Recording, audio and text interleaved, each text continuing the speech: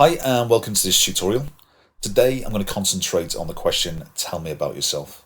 But in particular, we're going to be concentrating on school leavers. So those who are looking for their first job. So you may be 16, you may be 18, leaving sixth form and moving on to, say, whether it's a part-time job or a full-time job. And the objective, therefore, of this tutorial is just to teach you ES, which is just education and skills. Now, obviously, if you are more experienced, we concentrate on your experience. But as I say, for many of you who are writing in and leaving comments, there's an awful lot of you getting frustrated because you don't actually have the experience. So I say it's just to concentrate on your education and skills. That's the main objective of this tutorial. Now, just before we begin with ENS, I just want to kind of highlight a couple of answers that sound quite bad. And when you speak to employers, they kind of like drop their shoulders in just frustration and kind of look at the floor and the fact that young people today aren't necessarily taught these things in school because they are real life skills. And if you haven't been taught, it's quite a frustrating experience, not only for the employer, but particularly for you as the person going to the interview. So, just going to give you three examples. First of all, the first or the most common thing is I don't know really what to say, there's nothing to tell, or I live with my mum and sister and I play football, or I just go to school and play on my Xbox. So they're kind of some of the frustrating answers or the natural answers that you give, but they're not necessarily correct. So what the employer is looking for is number one, is a little bit about your education, and number two, what skills do you actually have? Now, the first part to answering this question is fairly straightforward and quite simple, and this is the education part. And all you need to say is your name and the education institution that you're studying and some of the qualifications, whether you're working towards them or whether you've achieved them. So it might sound something, hi, my name's John, I'm studying at King's Leadership Academy, where I'm studying for 10 GCSEs, including maths, English, and IT. Really is as simple as that. It's just an opening line. Obviously, you can see the difference in the sense that it's not about how many cats or dogs that you've got. It's not about whether you support a certain football team or whether you play on the Xbox. It's just a nice, easy opening sentence because the real kind of skill or the real power in the answer is going to come in the skills section. So for this part, it's just the Education Institute, obviously your name and what you're studying. So just really, really simple. I say in the next part, we're just going to concentrate, which is the most important, which is skills. And then at the end, you'll actually see the full and complete answer. So the second part to answering this question is probably the most important, and that is concentrating on your skills. Now, the skills section, there's three things that I need you to do. So whenever you're applying for a job with zero experience, you have to get the job description. Now, what this highlights then is the keywords, the like an answers to a test almost, is where the employer is actually saying this is exactly what it is that we want. And for many young people, they don't really kind of look or investigate some of the keywords. So first step is the job description, and then you have to jot down the keywords that pop up all the time. For example, most job descriptions kind of sound something like this, where we're looking for somebody who's enthusiastic to serve our customers.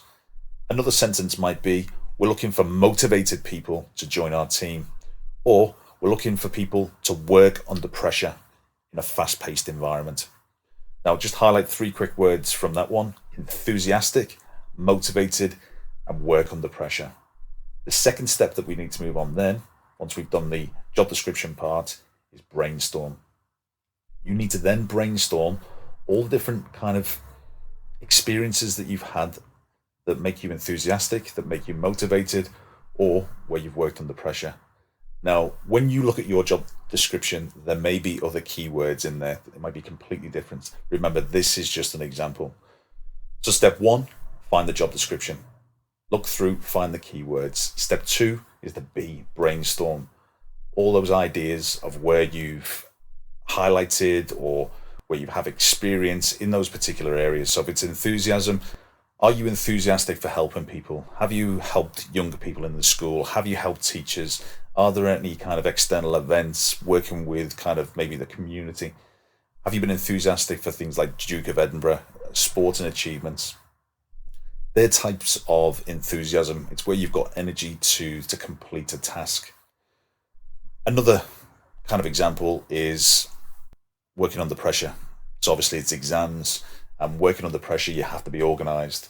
Now, it might be that you've worked in different sporting teams. It might be that you had to develop presentations. There will be examples when you actually think, when you brainstorm all those examples out, of times when you've been enthusiastic, times when you've been motivated, times when you've worked under pressure. Once you've jotted those ideas out, step 3 is then creating the actual answers. So going into more detail.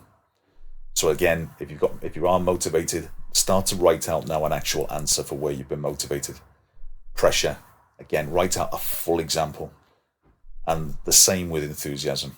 It's all about then just constructing an answer that when we talk about our education and the 3 key skills, your answer will be miles better than anybody else. So just remember, when you're constructing your answer for the skills section, JBC. So find the job description, brainstorm the ideas from the 3 key skills, and then the final step is create your answer. So now we move to the final part of this section in terms of answering the question, and this is giving you the complete answer. So a really good answer would sound something like this. Hi, my name is John and I attend King's Leadership Academy, where I've just completed my GCSEs. I believe I'm an enthusiastic person who loves to help people. During my time in school, I have supported events in the community and also helped younger people develop in sport. I'm also highly motivated. I was part of the school football team. I like to achieve by competing, by winning, and also by supporting my teammates. And finally, I believe I'm a person who works well under pressure. I balanced many exams, with including coursework deadlines, by being organised and consistently working towards my goals. So hopefully what that shows is the difference between a good and a bad answer. And hopefully that gives you a lot more confidence if you're a school leaver going into a situation where you're asked the question, tell me about yourself. So remember your education, tell the person or the interviewing panel where you're educated, what you're studying, what level of education, and then obviously talk about the skills, use the job description, brainstorm some ideas, and then create your answers. And then obviously you can then see the difference between a guy talking about playing on his Xbox in his room to a person who studied qualifications and what skills are relevant to helping the organization. If you follow that model, if you follow that answer or that setup, you will be successful more times than you're not. So best of luck with your interview and look forward to speaking to you again soon.